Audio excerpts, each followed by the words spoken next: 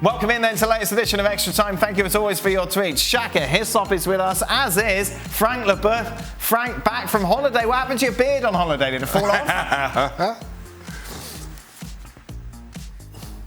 Mask for snorkeling, but the mask takes the old face. Right. But with the big beard, it allows the water to come in. So I shaved just for the mask, and I was on holiday, so I don't care. But he's going back. Yeah, it's growing back. He's going back. Can we say where you were? You were somewhere very nice for your holidays, weren't you? I was in Maldives, yeah. Oh, for wow. 10 days. That was great. And what was the highlight? No, actually, what was the worst bit about the Maldives? I'm still looking for it. Right, yeah. Everything was perfect. And we weren't allowed to say you're on holiday in case you got robbed. No, you didn't get robbed? No one robbed you in Paris while you were away? No, everything is perfect. Perfect. No, good. Just your beard. Everything was perfect when I came back. It's just my beard, yeah. Frank, is it boring to watch Manchester City win all the time? How many years away are we from having 2 to 3 teams compete versus them in the league? No, it's not. It's not because I used to be very, very, how do you say, against? mad at Pep Guardiola way of playing, you know, tiki-taki, I don't remember the name. Yeah. And he changed the way he played. It's more direct, it's more vertical. So it's a real pleasure to see that team playing. And if they win because they're better, you know, we have to accept that. You know, we saw Real Madrid and Barcelona winning all the time. Now they compete a little bit more, even if I think that Barcelona is going to win the championship. We see Paris struggling, but we've seen them winning for 10 years the title almost. Bayern winning same time. It's only in England that we can see a big fight and a big title race. But at the end of the day, if Manchester City is the best team, like Liverpool was the best team last year, I think it's nice to see them winning all the time. They deserve it. I think it's just football. Shaka, what's with the hysteria over Laporte's lack of sending off? If he gets the first yellow, the second isn't guaranteed to happen at all. He's a smart enough man enough to know that the second challenge, just as he didn't after the actual yellow he got. That's a lot there. That makes sense? No. So people are saying, he should have been booked earlier before he got his second yellow, so therefore should have been off, and therefore he shouldn't have scored the winner, and therefore Manchester City shouldn't have won the Carabao Cup, and Spurs would have won it, because then they would have won, of course, in penalties. That's absolutely right, Dan. So, what do you think? Psychologically, is it impossible to say, well, he would have definitely got a second yellow because he already knew he was on a yellow and they wouldn't have made that second mistake? Of course it is. Listen, when you're a player and you get booked, you know what you can and cannot do from there on in. Your entire game changes. If you get away with one, you know, I can still pick up a booking. Right. So, you know, to suggest that because the first card didn't come, he would automatically get the same and everything would work out the same, I find a little bit ridiculous. One of the most striking scenes after the match was Son on the field crying. Yeah. Obviously, we saw City fans and Gareth Bale consoling him. Bale was... he wasn't bothered. Bale wasn't bothered. Come on, I've got a tea time. Shaka, do you think it's time for Son to consider his future at Spurs? He's arguably just as talented as Harry Kane and could walk into a lot of big clubs in Europe. Listen, he's not as talented as Harry Kane. I mean, we just right, but Heung-min Son is an incredibly talented player that fits into almost any team in world football, almost. Now, that obviously is up to Son. He is at a big club. He is flourishing. He is flourishing, Shaq. Well, he's playing well. And enjoying his football. And clearly, it means... enjoy today, it's crying. Well, it means a lot. It shows that it means a lot, Dad. Mm-hmm. That's what happens. That when something means a lot to you and you deny that, you get a bit emotional. Right. It happens to people sometimes, Dad. Right. Maybe he's fed up.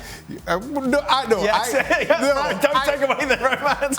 Yeah, exactly. Story. I don't think, as highly as I think of Son, I don't think he's going anywhere. Why? Why wouldn't you want to leave Spurs? Why would you want to stay? I don't think he's going anywhere.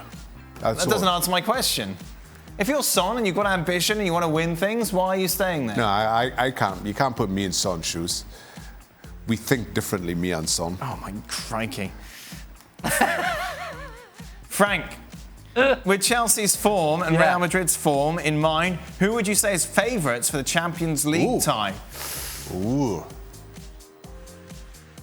I think Real Madrid is a favourite because of the experience that they have, and when they reach that level in the Champions League, there is something special, arriving in the dressing room, I would say, happening in the dressing room in a way that those players, they know that they're so strong and they know how it works, that they are pushed to the success. We don't know for Chelsea. Most players are very young, are inexperienced. They have the talent for sure, and they can create a surprise. But really, realistically, when you see the two strengths, the two teams, you have to say Real Madrid because of the history of the club. It's going to be brilliant, isn't it? These two Champions League matches should be fantastic. Should the FAs and UEFA start to regulate how many players a club can have on their payroll, Shaka, as there are so many players that not only stay in the reserves and waste money, but never ever once play a single minute for the club? Then they start doing that. Then they start having a look at how clubs and player ownership. And I think one of the primary complaints was Chelsea, how many players they own and were putting out on loan. I'm sure they did, I'll have to look that up, Dan. So what's the answer? What was the question?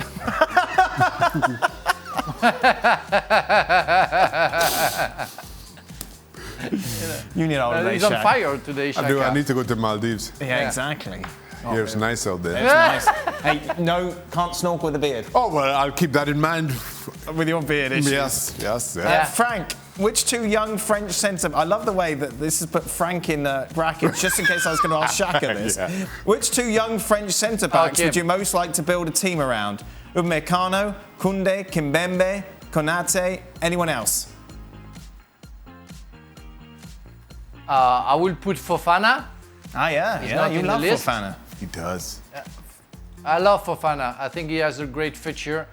Upamecano, because Upamecano is going to sign for Bayern Munich, so I think he's going to go to another level of experience, and he's going to be the future.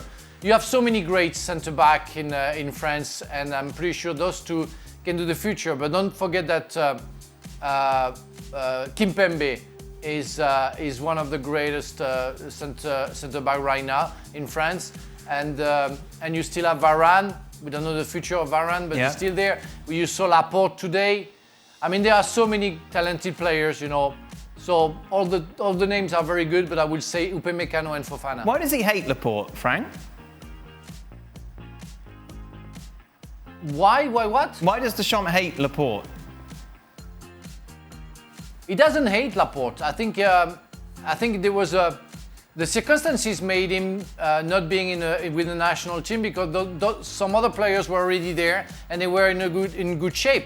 And when it could have been good for Laporte, Laporte was out of the Manchester City first 11.